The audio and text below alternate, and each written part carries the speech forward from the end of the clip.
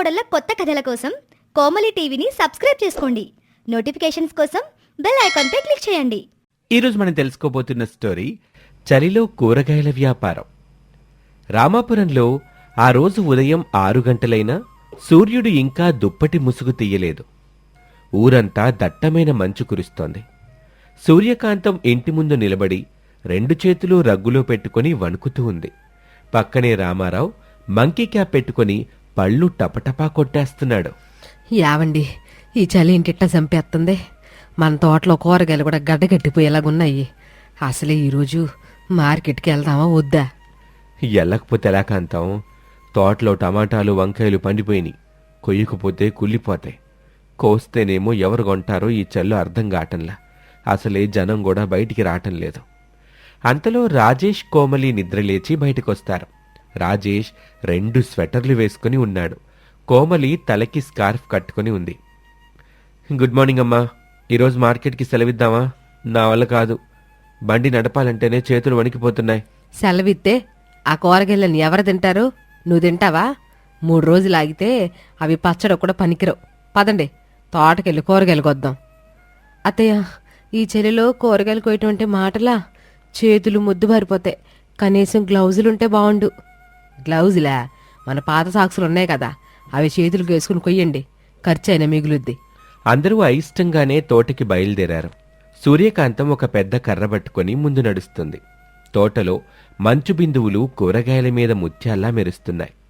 చూడ్డానికి అందంగా ఉంది, కానీ ముట్టుకుంటే షాక్ కొట్టినట్టు చల్లగా ఉంది. అమ్మో, ఇది వంకాయ కాదు, ఐసు గడ్డ. నా వేలు తెగిపోయినట్టుగా ఉంది. అత్తయ్య, ఈ టొమాటోలు చూడండి, గట్టిగా రాళ్ళలా ఉన్నాయి. వీటిని కోస్తే జ్యూస్ రాదు, ఐసు మొక్కలు వస్తాయి. సోదాపి పని చెయ్యండి. త్వరగా కోస్తే తొందరగా మార్కెట్కి వెళ్ళొచ్చు. అక్కడ చలిమంట వేసుకుని అమ్ముదాం. ఇక అందరూ కష్టపడి 4 బుట్టల కూరగాయలు కోశారు. టమాటాలు, వంకాయలు, బెండకాయలు, పచ్చిమిర్చి అన్నీ కోసి బండి మీద ఎక్కించారు. సూర్యకాంతం బండి మీద కూర్చుంది. రాజేష్, రామారావు బండిని తోసుకుంటూ మార్కెట్కి బయలుదేరారు. మార్కెట్లో జనం పలచగా ఉన్నారు. చలికి భయపడి ఎవరూ రావటం లేదు. ఉన్న కొద్దిమంది కూడా స్వెటర్లు వేసుకుని చేతులు జేబుల్లో పెట్టుకుని తిరుగుతున్నారు. సూర్యకాంతం తన దుకాణం ముందు కూరగాయలు పేర్చి అరుస్తూ పిలవటం మొదలుపెట్టింది. రండమ్మో రండి, తాజా కూరగాయలు, చలిలో పండిన చల్లటి కూరగాయలు, టమాటాలు, వంకాయలు అన్నీ ఫ్రెష్. కానీ అక్కడ ఎవ్వరూ ఆగటం లేదు. అందరూ వేడివేడి టీ కొట్టు వైపే వెళ్తున్నారు. కాంతం, మనం అరుస్తానే ఉన్నాం గాని ఎవ్వరూ రావటంలా. అందరూ టీ కొట్టు, బజ్జీలు కొట్టేపే చూస్తున్నారు. మన కూరగాయల వైపు ఎవరూ చూడటంలా. అవునమ్మా, ఈ చల్లో ఎవరైనా పచ్చి కూరగాయలు కొంటారా? వేడి వేడిగా ఏమైనా ఉంటే తింటారు గాని. అత్తయ్య, నాకు ఐడియా వచ్చింది. ఏంటి, మళ్ళీ ఏదైనా తెంగర ఐడియానా? కాదత్తయ్య, జనం చలికి వణికిపోతున్నారు కదా, వాళ్ళకిప్పుడు వేడివేడిగా కావాలి. మనం కూరగాయలు అమ్మాలంటే వాళ్ళకి వేడి ఆఫర్ ఇవ్వాలి. వేడి ఆఫరా? అంటే కూరగాయలను ఉడకబెట్టి అమ్మమంటావు ఇప్పుడు? కాదు, మనం ఒక చిన్న మంట వేద్దాం. కూరగాయలు కొన్న వాళ్ళకి 5 నిమిషాలు ఉచితంగా చలి కాచుకునే అవకాశం ఇద్దాం. By vegetables get heat free. కూరగాయలు కొనండి, వేడిని పొందండి. ఓసి నీ తెలివితేటలు! ఐడియా అయితే బాగుందే. జనం మంట కోసమైనా మన దగ్గరికి వస్తారు. సరే, ప్రయత్నిద్దాం. రాజేషు, వెళ్ళి కొన్ని కట్టెలు, పాత పేపర్లు తీసుకురపో. ఇక రాజేష్ పక్కనే పడి ఉన్న ఎండు పుల్లలు, అట్టపెట్టెలు తెచ్చి వాళ్ల దుకాణం ముందు మంట వేశాడు. మంట భగ్గున లేచింది. ఆ వేడికి జనం ఆకర్షితులయ్యారు. మంట వెయ్యగానే 4 జనం చలి కాచుకోవడానికి వచ్చారు. అబ్బా, ఎంత హాయిగా ఉందో! అమ్మగారు, కాసేపు ఇక్కడ కూర్చోవచ్చా? కూర్చోవచ్చు బాబు, కానీ ఊరికే కూర్చోకూడదు. కనీసం 1/2 కేజీ టమాటాలైనా కొనాలి. అప్పుడే మంట దగ్గర పర్మిషను. సర్లేండి, చలికి ప్రాణం పోతుంది. 1 కేజీ టమాటాలు ఇవ్వండి అని డబ్బులిచ్చి ఆ మంట దగ్గర కూర్చున్నాడు ఆ వ్యక్తి. అలా మంట కోసం అక్కడికి జనం రావటం మొదలుపెట్టారు. ఒకరు వంకాయలు, ఒకరు బెండకాయలు కొని మంట దగ్గర సెటిల్ అయిపోయారు. సూర్యకాంతం వ్యాపారం కాసేపట్లోనే జోరందుకుంది. అమ్మా, కోమలి ఐడియా సూపర్. కూరగాయలన్నీ అమ్ముడుపోతున్నాయి. అవునరా, మనిషి బలహీనతని క్యాష్ చేసుకోవాలిరా. కోమలే, ఆ మంట ఆరిపోకుండా చూడు. ఇంతలో పక్కింటి శాంతమ్మ అక్కడికి వచ్చింది. ఆవిడ చేతిలో సంచి లేదు, డబ్బులూ లేవు, కేవలం అక్కడికి చలి కాచుకోవటానికే వచ్చింది. ఏమే కాంతం, భలేగా ఐడియా వేసేవే. నాకు కూడా కాస్త చోటివ్వు. చలికి చేతులు కొంకరలు పోతున్నాయి.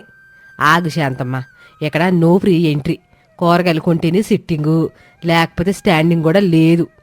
ఏమే పక్కింటి దాన్ని, నా దగ్గర కూడా వ్యాపారమా? పోనీ ఓ పావు కేజీ పచ్చిమిరపకాయలు ఇవ్వు. పావు కేజీకి మంట దగ్గర నిలబడ్డవే, కూర్చోవడం కుదరదు. నీ పిసినారు బుద్ధి పోనిచ్చుకున్నావు కాదు. సరే ఇవ్వు. శాంతమ్మ మిరపకాయలు కొని మంట దగ్గర ఇరుక్కుని కూర్చుంది. ఇక అందరూ హాయిగా చలిగాచుకుంటున్నారు. కూరగాయలు అలా సగం అమ్ముడుపోయాయి. కానీ ఇంకా కొన్ని మిగిలే ఉన్నాయి. ముఖ్యంగా సొరకాయలైతే అసలు అమ్ముడుపోలేదు. అత్తయ్య, ఈ సొరకాయలు ఎవరూ కొనట్లేదు. ఇవి చల్లగా ఉంటాయని జనానికి భయం. అవునే, సొరకాయ అంటేనే చలవ జాసద్దుగా. ఈ చల్లో ఎవరు తింటారు? వీటినేం చేద్దాం ఇంతకే? పోనీ పారేద్దామా? పారేయడం ఎందుకు అత్తయ్య? నా దగ్గర ఇంకో ఐడియా ఉంది. ఈ సొరకాయల్ని మిగిలిన టమాటాల్ని కలిపి వేడివేడిగా వెజిటేబుల్ సూప్ చేద్దాం. సూపా? ఎక్కడా? అవును మావయ్య, మన దగ్గర స్టవ్ ఉంది, గిన్నె కూడా ఉంది. అక్కడే చేసేసి గ్లాస్ ఒక 10 రూపాయలకి అమ్మేస్తే వేడివేడి సూప్ అంటే జనం ఎగబడిపోతారు. అమ్మా, ఇది కూడా మంచి ఐడియానే. ఎలాగో మంట కూడా ఉంది. సూప్ తాగితే ఇంకా కిక్కొస్తుంది. సరే మరి కానియండి. కానీ ఆ సొరకాయ ముక్కలు మెత్త గుడికించండి. ఎవరికి అవి సొరకాయ ముక్కలని తెలియకూడదు. ఇక కోమలి, రాజేష్ కలిసి స్టవ్ మీద గిన్నె పెట్టి సొరకాయలు, టమాటాలు, క్యారెట్లు అన్నీ కోసి అందులో వేశారు. నీళ్లు పోసి మిరియాల పొడి, ఉప్పు వేసి బాగా మరిగించారు. ఆ వాసన మార్కెట్ అంతా పాకింది. అమ్మగారు, ఏంటా వాసన? గుమ్మగుమ్మలా ఆడిపోతుంది. ఇది స్పెషల్ వింటర్ సూప్. తాగితే జలుబు, దగ్గు మాయం. గ్లాస్ అయితే కేవలం 10 రూపాయలు మాత్రమే. 10 రూపాయలకే సూప్ అనగానే జనమంతా ఎగబడ్డారు. ఒకరి తర్వాత ఒకరు సూప్ కొని తాగుతున్నారు. అబ్బా, ఏం టేస్ట్ అంటూ వాళ్ళని మెచ్చుకుంటున్నారు. కాంతం, నాకు కూడా ఒక గ్లాస్ ఇయ్యవే. డబ్బులు ఇంటికొచ్చాక ఇత్తాగాని. అప్పు లేదు, పప్పు లేదు. డబ్బులు ఇస్తేనే సూపు, లేకపోతే అమ్మంట చూస్తా కూర్చో. చిల్లర లేదు కాంతం. 2000 రూపాయల నోట్ ఉంది. పర్లేదంటీ, గూగుల్ పే చేయండి. స్కానర్ ఇక్కడుందిగా. నా ఫోన్లో ఛార్జింగ్ లేదురా. సరేలే, రేపు ఇస్తాను. పోనీ ఆ సూప్లో ఏం వేశారో చెప్పు, నేను ఇంటికెళ్ళి చేసుకుంటాను. అదే సీక్రెట్ రెసిపీలే, చెప్పకూడదు. ఇక వాళ్ళ వ్యాపారం జోరుగా సాగుతుంది. సూప్ అయిపోయింది. కూరగాయలు కూడా దాదాపు అయిపోయాయి. చివరికి కొన్ని ఎండుమిరపకాయలు మాత్రం మిగిలాయి. అమ్మయ్య, ఈరోజు మంచి లాభం వచ్చింది. కానీ ఈ ఎండు మిరపకాయలే మిగిలిపోయాయి. అవి కూడా ఇంటికి తీసుకెళ్దాంలే కాంతం. ఇక అంతలోనే మంట ఆరిపోవటం గమనించిన శాంతమ్మ చేతిలో ఉన్న మిరపకాయల సంచిని పొరపాటున ఆ మంటలో జారి విడిచింది. అయ్యో, నా మిరపకాయలు పడిపోయాయి. మంటలో పడిన పచ్చిమిర్చి, ఎండుమిర్చి కాలటం మొదలెట్టాయి. ఆ ఘాటు పొగ ఒక్కసారిగా అక్కడ చుట్టుముట్టింది. ఘాటు ఘాటు అంటూ అందరూ దగ్గటం మొదలుపెట్టారు. ఓసిని దొంపదేగా, మంటలో మిరపకాయలు వేసావా? చంపేశావే. అమ్మో, కళ్ళు మండుతున్నాయి, ఊపిరాటం లేదు. మార్కెట్లో ఉన్న జనమంతా ఆ ఘాటుకి తట్టుకోలేక కర్చీఫ్లు అడ్డు పెట్టుకుని పారిపోవటం మొదలుపెట్టారు. అమ్మో, ఏదో బాంబు పేలింది అని గట్టిగా అరుస్తూ పరిగెట్టారు. నా మిరపకాయలు, నా డబ్బులు. నీ డబ్బులు మంటలో కలిసే, మా ప్రాణాలు గాల్లో కలిసేలాగున్నాయి. పదండ్రా బాబు, ఇంటికి పారిపోదాం. సూర్యకాంతం, రామారావు, రాజేషు, కోమలి తమ బండిని, ఖాళీ గిన్నెల్ని తీసుకుని దగ్గుతూ తుమ్ముతూ ఇంటికి పరుగులంకించుకున్నారు. శాంతమ్మ మాత్రం ఆ పొగలోనే చిక్కుకొని కాపాడండి కాపాడండి అని అరుస్తుంది. ఇంటికొచ్చాక అందరూ నీళ్లు తాగి ముఖం గడుక్కొని రిలాక్స్ అయ్యారు. కానీ ఆ పొగ తాలూకు ఎఫెక్ట్ మాత్రం ఇంకా పోలేదు. అందరి కళ్ళు ఎర్రగా ఉన్నాయి. అబ్బా, ఏం రోజు కాంతం! చలితో మొదలై మంటతో సాగి ఘాటుతో ముగిసింది. ఏదేమైనా కూరగాయలన్నీ అమ్ముడుపోయాయి. ఆ సూప్ ఐడియా వల్ల ఎక్స్ట్రా లాభం వచ్చింది. కోమలి, నీ తెలివికి జోహార్లే. థ్యాంక్ యూ అత్తయ్య. కానీ ఆ శాంతమ్మ ఆంటీ మిరపకాయలు వేయకపోయి ఉంటే ఇంకా బాగుండేది. ఆవిడ కావాలనే వేసిందనుకుంటా. ఆ పొగ వల్ల రేపు శాంతమ్మ గొంతు పెగలదు, మనకి ప్రశాంతంగా ఉంటుంది. ఆమెకి 2 రోజులు నోరు లేవకపోతే మనకి పండగేగా. అంతలోనే ఇంటి ముందు ఎవరో దగ్గుతున్న శబ్దం వినిపించింది. తలుపు తెరిచి చూస్తే శాంతమ్మ. కాంతం, ఓ కాంతం, నాకు గొంతు మండిపోతుంది. ఏదైనా చల్లగుంటే ఇవ్వరాదు. చల్లగానా? మా దగ్గర ఐస్ గట్టలున్నాయి, వాటితో మసాజ్ చేసుకో. అత్తయ్య, ఆవిడ పరిస్థితిని చూస్తే పాపం అనిపిస్తోంది. మిగిలిన సూప్ ఉంది కదా, ఇచ్చేద్దాం. సరే నీ ఇష్టం, కానీ డబ్బులు మాత్రం ఖచ్చితంగా వసూలు చెయ్యి. కోమలి సూప్ గిన్నెలో పోసి శాంతమ్మకిచ్చింది. శాంతమ్మ దాన్ని తాగ్గానే కొంచెం ఉపశమనం పొందింది. అబ్బా, ప్రాణం లేసి వచ్చింది. ఎంతకే ఇందులో ఏం వేశారేంటి? అది చెప్పం మేము, కానీ నువ్వు తాగావు కదా, 20 రూపాయలు ఇవ్వు. నా దగ్గర డబ్బులు లేవే, రేపు ఎత్తానులే. రేపు మార్కెట్కి రా, అక్కడ మళ్ళీ మంట ఎత్తాము, అప్పుడు డబ్బులు ఇద్దు గాని. కానీ ఇంకోసారి మిరపకాయలు తెత్తే మాత్రం ఆ మంటలో నేను దోసేత్తా. శాంతమ్మ భయంతో అక్కడి నుంచి పారిపోయింది. ఇక అందరూ పగలబడి నవ్వారు. బయట చలి ఇంకా ఉంది, కానీ సూర్యకాంతం ఇంట్లో మాత్రం లాభాల వెచ్చదనంతో నిండిపోయింది. ఇది వాల్టి కథ. మరొక ఆసక్తికర కథలో మళ్ళీ కలుద్దాం. అంతవరకు సెలవు, నమస్తే. రామాపురంలో ఆ సంవత్సరం ఎండలు మండిపోతున్నాయి. సూర్యుడు భూమికి చాలా దగ్గరగా వచ్చాడా అన్నట్టు నిప్పులు కక్కుతున్నాడు. సూర్యకాంతం ఇంటి హాల్లో ఫ్యాన్ కింద కూర్చొని విసనకర్రతో విసురుకుంటూ చెమటలు తుడుచుకుంటూ నానా తిట్లు తిడుతుంది. అబ్బాబ్బాబ్బా, ఇదే వేండ్రా బాబు, కోడిగుడ్డు నేల మీద పెడితే ఆమ్లెట్ అయిపోయేలాగుంది. ఈ ఫ్యాన్ ఏమో వేడిగా మొహాన్ని కొడుతుంది. ఏమండి, ఏంటున్నారా? మనం ఏదైనా ఊటీకో కొడైకెనాల్కో వెళ్దామా?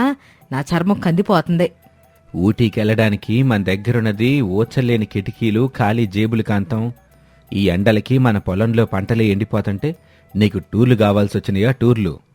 ఇంతలోనే చాందిని, కోమలి వంటింట్లో నుంచి చెమటలు కక్కుతూ బయటకొచ్చారు. వాళ్ల మొహాలు ఎర్రగా కందిపోయున్నాయి. అత్తమ్మా, వంటింట్లో ఉండలేకపోతున్నాం. అక్కడ నరకం కనిపిస్తుంది. మా వల్ల కాదు, మేము వంట చేయలేము. అవునత్తయ్య, రైస్ కుక్కర్లో బియ్యం కంటే ముందే మా బుర్రలు ఉడికిపోతున్నాయి. ఏదో ఒక సొల్యూషన్ చెప్పండి.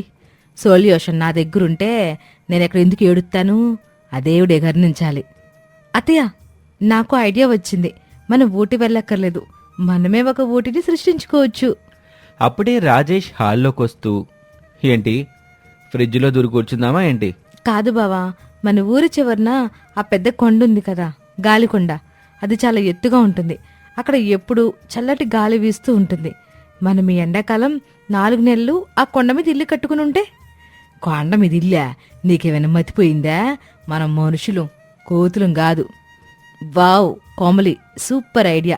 అత్తయ్య, అది నిజమే. ఎత్తు పెరిగే కొద్దీ ఉష్ణోగ్రత తగ్గుతుందని సైన్స్లో చదువుకున్నాం. అక్కడ ఏసీ అవసరం లేదు, ఫ్యాన్ కూడా అవసరం లేదు. Natural air conditioner. పైగా అక్కడ వ్యూ అద్దిరిపోతుంది. మనం రీల్స్ కూడా చేసుకోవచ్చు. అవునమ్మా, నిన్న నేను ఆ కొండ దగ్గరికి వెళ్తే కింద కంటే పైనే చల్లగా ఉంది. మనం అక్కడ చిన్న గుడిసెలు వేసుకొనుంటే సమ్మర్ వెకేషన్లా కూడా ఉంటుంది. ఖర్చు లేకుండా హిల్ స్టేషన్ అంటే నాకోకేనై కాంతం. ఇక్కడ కరెంటు బిల్లు కూడా ఆదా అవుద్ది. సరే, మీరందరు డిసైడ్ అయ్యాక నేనెందుకు కాదనాలి? కానీ అక్కడ నీళ్లు తిండి ఎట్టాగా అన్నీ మేము చూసుకుంటాం అత్తయ్య. మీరు జస్ట్ బ్యాగ్స్ ఎత్తుకోండి. మనం రేపే కొండ యాత్ర మొదలు పెడదాం.